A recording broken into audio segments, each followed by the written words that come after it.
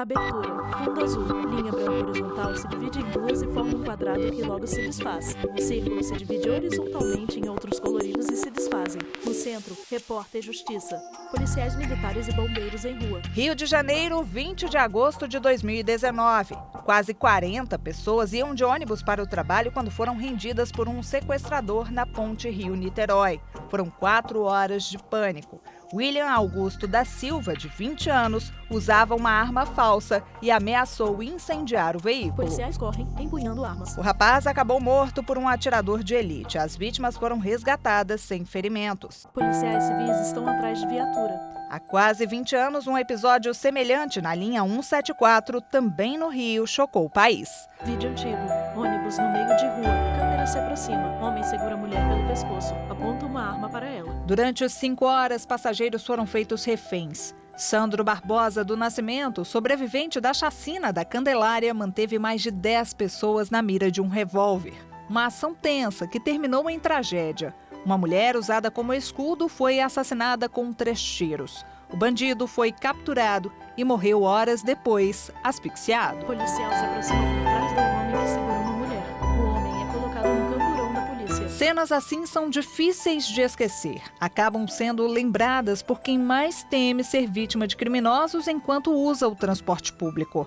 Como eu sou estudante, eu preciso de ônibus para trabalhar, preciso de ônibus para estudar. Então, o transporte público faz parte da minha vida, eu querendo ou não. Estudante. Em relação à insegurança, principalmente porque eu venho da faculdade à tarde, da noite, pode acontecer do ônibus ter menos gente, tem seu cobrador, alguém entrar e assaltar, levar as coisas.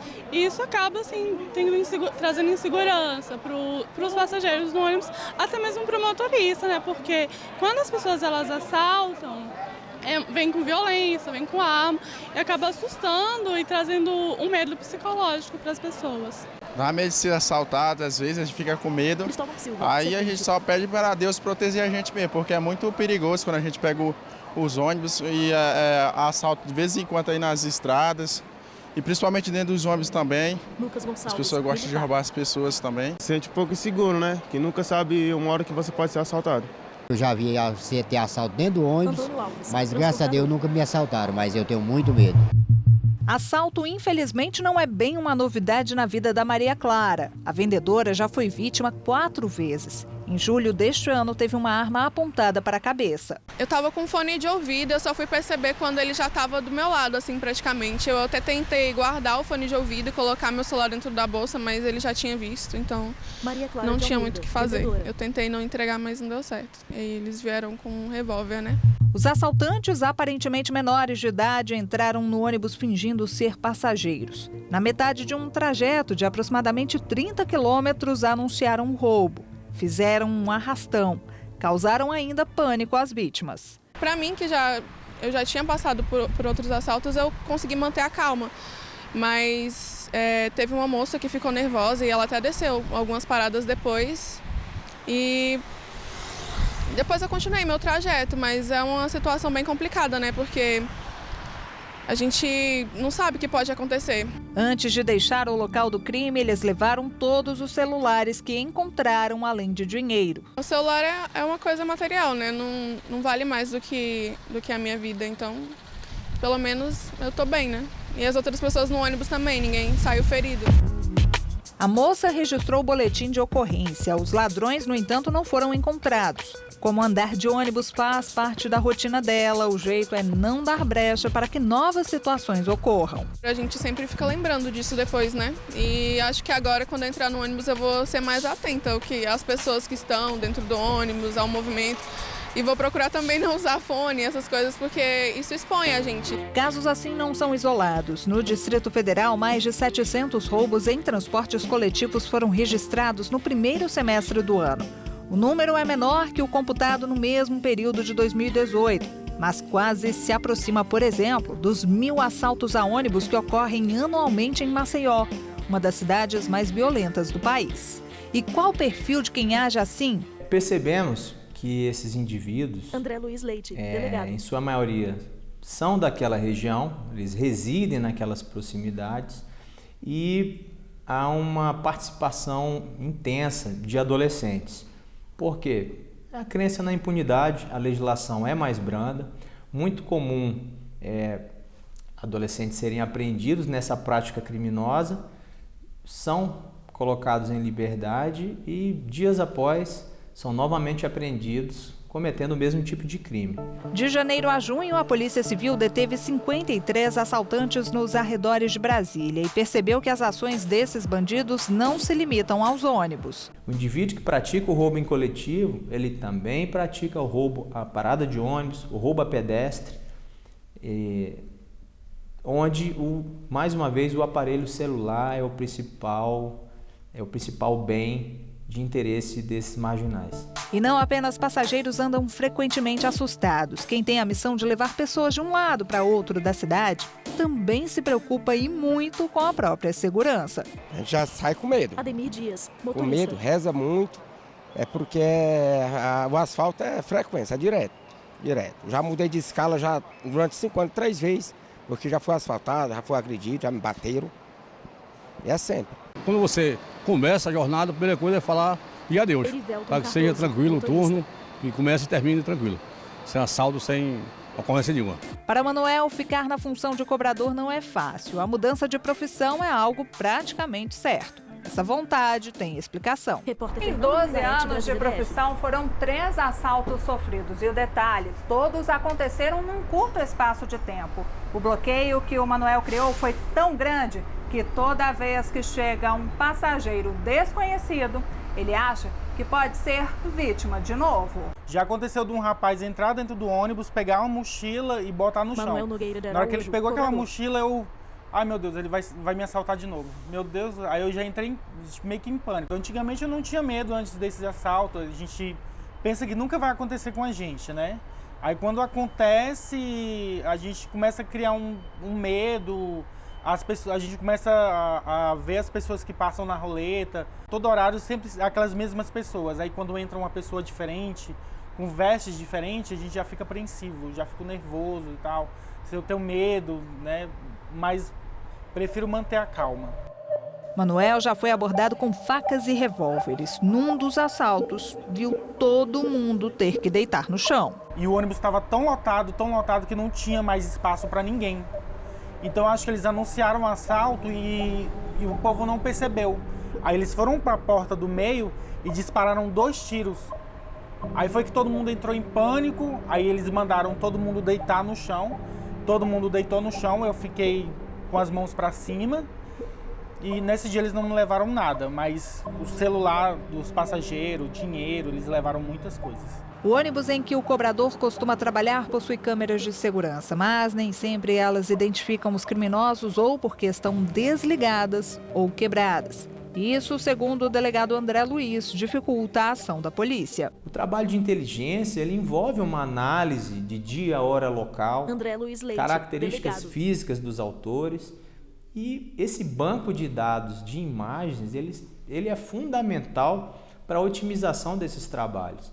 Então, a gente encontra, a Polícia Civil do Distrito Federal tem encontrado essa dificuldade, sim, em relação às empresas. Quando essas imagens chegam, elas chegam em péssima qualidade, isto é, não há um investimento, uma preocupação em relação a investimento em relação à segurança dos próprios passageiros. E isso realmente tem dificultado o trabalho de investigação. O Repórter Justiça vai para um rápido intervalo, mas volta já para continuar falando sobre a violência no transporte coletivo. No próximo bloco, a repórter Fernanda Tavares conta as histórias de mulheres que sofreram importunação sexual em ônibus e no metrô. E também mostra como ficaram as penas para quem age assim. E daqui a pouco, não saia daí. Vinheta do programa. No centro, Repórter Justiça. Vinheta do programa. No centro, Repórter Justiça. Repórter Fernanda Tavares conversa com mulher em parada de ônibus. Diariamente, a Eudinaide usa o transporte público para ir ao trabalho e voltar para casa. A rotina é puxada e quase sempre a jovem pega o ônibus lotado. Eudinaide sobe em ônibus. E nessas idas e vindas, já passou por várias situações constrangedoras. Uma das cenas, inclusive, foi presenciada por outra passageira. Eu estava buscando o meu espaço, né, Eudinaide do para Santos não Oliveira, ficar DJ. perto dele, e ele vinha comigo. Uma moça viu, né, aquela situação que eu estava passando e ela gritou, né, interviu por mim e ela feriu várias palavras ao moço, né, que estava fazendo essa situação comigo, e ela me cedeu até o lugar dela para me sentar, né, mas ela gritou no ônibus, né, o motorista parou o ônibus e gerou um alvoroço. Em outro episódio, o que começou como uma cantada virou caso de polícia. Uma mulher não gosta de receber elogio de uma pessoa que ela não conhece, né? E eu pedi para ele parar de falar comigo porque eu não a conhecia. E aí ele começou a fazer a inversa, ele começou a me ofender. E aí foi um determinado ponto que eu me levantei de onde eu estava, né? Nessa situação eu estava sentada. E aí eu pedi para o motorista parar o ônibus em uma delegacia, um posto próximo, porque eu ia denunciar ele. Cidade em dia ensolarado. Em São Paulo, é no transporte coletivo que as mulheres mais temem sofrer o assédio. Uma pesquisa feita pelo Ibope revelou que 44% delas acreditam que usando ônibus ou o metrô tem mais chances de ser vítimas de abuso ou importunação. Para 4% das entrevistadas, o nervosismo começa antes mesmo do embarque. De fato, existe sim a chamada, né, cultura do estupro, a cultura que também tem relação, certo machismo arraigado, que é de que as mulheres ali no transporte público estão sujeitas, né, a contatos indesejados, a que uma pessoa cometa um ato de lascívia ali do lado e que isso seria uma conduta que seria normal, e não é. Nós sabemos que isso aí atenta gravemente, né, aos direitos não só das mulheres, mas qualquer um pode ser vítima desse crime, né, mas é mais comum que sejam mulheres, e é importante quebrar essa cultura, né. É importante também ouvir o outro lado, né, isso é muito importante tomar as declarações das pessoas, mas é importante não dar descrédito e levar à frente essa denúncia. Mulher fala em videochamada. Cíntia dos Santos Souza foi atacada por um homem em um ônibus na Avenida Paulista. O agressor ejaculou sobre ela e, acredite, nada aconteceu. Dias depois, fez uma nova vítima e só aí foi preso. O caso chocou o país. O Congresso Nacional, então, decidiu endurecer a legislação. Se antes o suspeito poderia sair impune, com a entrada em vigor da lei de importunação sexual, pode pegar até 5 anos de cadeia. Eu registrei o boletim de ocorrência na época, mas não foi suficiente. Ele foi solto no dia seguinte por uma contravenção penal que não caracterizava crime esse tipo de importunação sexual. E essa lei realmente ela me representa a mulher brasileira, porque nós precisamos sim de justiça, precisamos desse apoio, porque não é fácil estar no ônibus, estar tão vulnerável. Para Jonas, a medida preenche uma falha que existia na legislação brasileira. Você tinha até então na legislação delito de estupro, considerado hediondo, gravíssimo, que exige o cometimento ali de uma violência em face da vítima.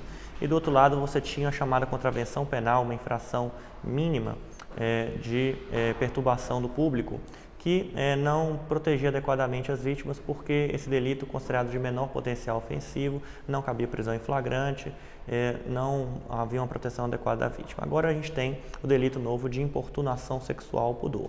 Esse delito ele veio preencher essa lacuna porque ele é de uma gravidade média, não existe mais essa contravenção e agora é ele que vai incidir nesses casos. Os dados assustam. Para se ter uma ideia, no Rio de Janeiro, só nos 3 primeiros meses deste ano, foram registrados 82 casos de importunação sexual no transporte público. Já no Distrito Federal, de janeiro a junho, esse número chegou a 173. No DF, a Lei 4.848 de 2012 criou o vagão exclusivo no metrô para mulheres e pessoas com deficiência. Na prática, o funcionamento só se deu 3 anos depois. Nossa equipe fez um dos trajetos e durante 30 minutos nós conversamos com as mulheres que ali estavam. Nesse meio tempo, vimos um homem dividindo o espaço destinado a elas. Fiquei com a dúvida se esse vagão era porque tem um rapaz aqui. Muita gente desacredita que não ocorre assédio ou qualquer coisa parecida, mas só quem está aqui todos os dias realmente vê que isso acontece de fato, né? Acho que eu me sinto muito mais confortável estando com as mulheres do que estando com algum homem. São piadinhas, ficam tentando se esfregar na gente, né? Isso é bem ruim.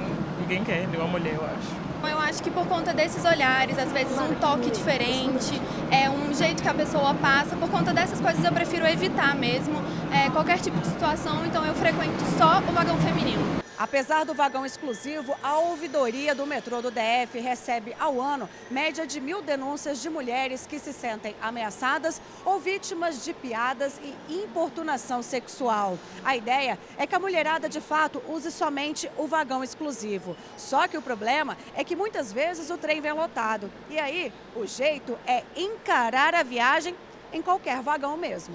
Quando a gente tem um aumento do número de manifestações, a gente entende que as usuárias elas estão se sentindo mais protegidas e mais resguardadas por isso. Elas sentem que a nossa atuação ali é de protegê-las dentro do sistema mesmo.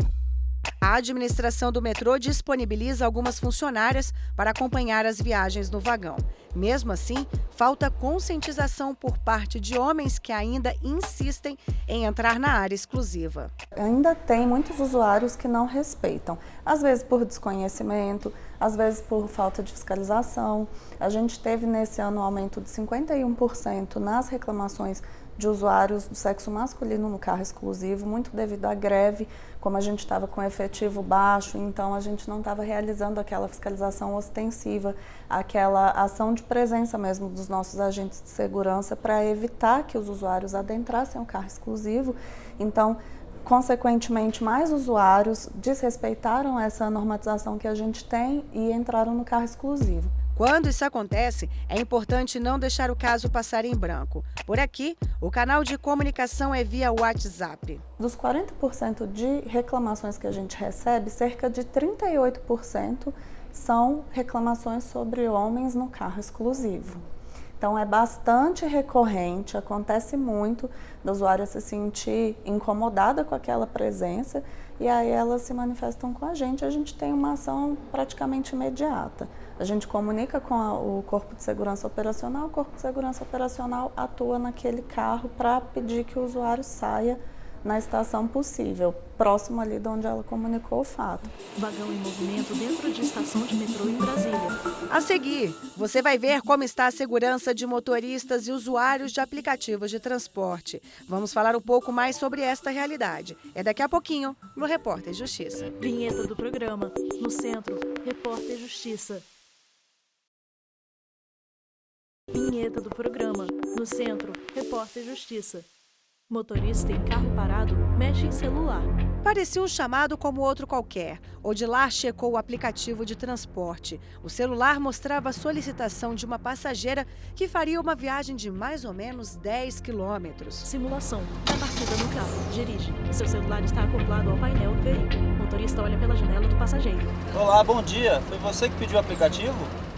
Ao chegar lá, eu deparei com um rapaz bem vestido. Não aparentava suspeita nenhuma. Odilar Júnior, motorista. Perguntei, abaixei a janela, como de procedimento eu faço sempre.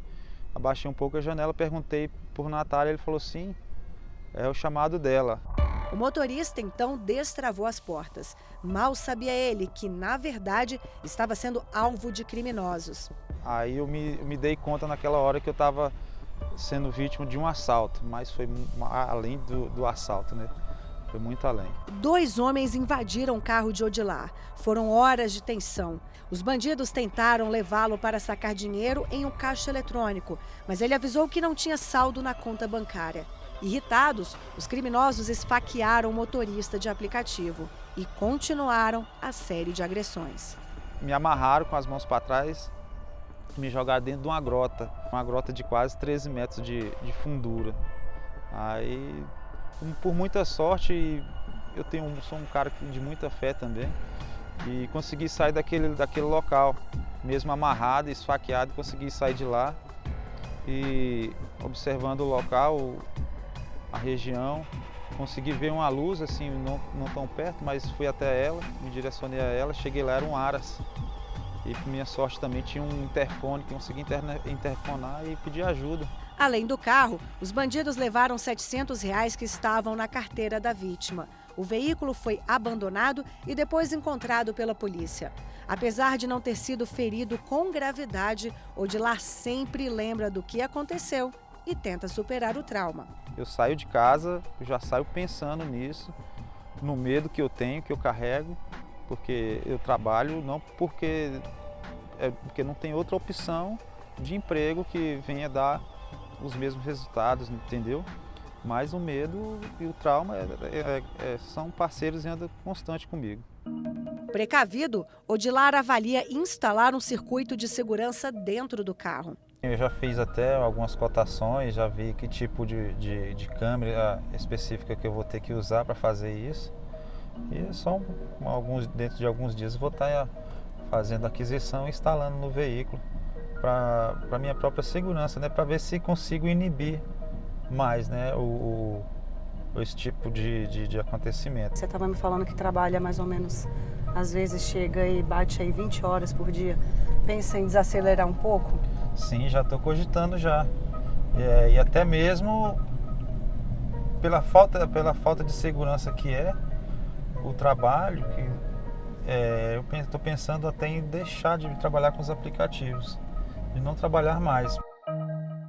Trânsito movimentado em avenidas de Brasília. A maior plataforma de transporte urbano privado do Brasil tem hoje 600 mil motoristas cadastrados. Isso sem contar com os mais de 22 milhões de usuários. Imagem acelerada de rua.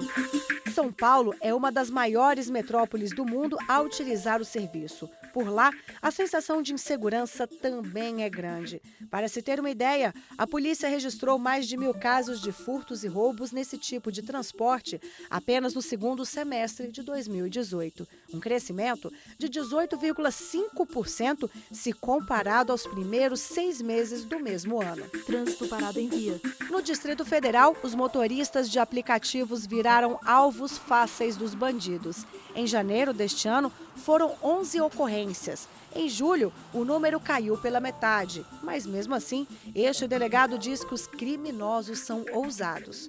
Quando o motorista vem André Luiz mais Leite, 2 indivíduos adentro nesse veículo, em determinado momento é anunciado o assalto, esse motorista é abandonado, o carro é subtraído. Indivíduos que solicitam, com uma história cobertura, sob a alegação de que estão sem bateria, solicitam a um conhecido ou não que peçam aquele aplicativo para eles e que eles pagam em dinheiro naquele momento, e aí o motorista é induzido a erro, outra pessoa, uma terceira pessoa o chama e na verdade está chamando para os assaltantes.